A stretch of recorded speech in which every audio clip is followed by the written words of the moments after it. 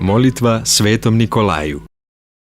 O, sve sveti Nikolaje, prekrasni ugodniče Gospodnji, usrdni zastupniče i svuda u nevoljama brzi pomoćniče, pomozi meni grešnom i utučenom u ovom sadašnjem životu.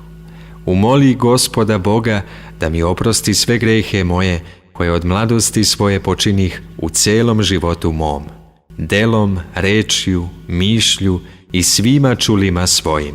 I pri ishodu duše moje pomozi meni kukavnom.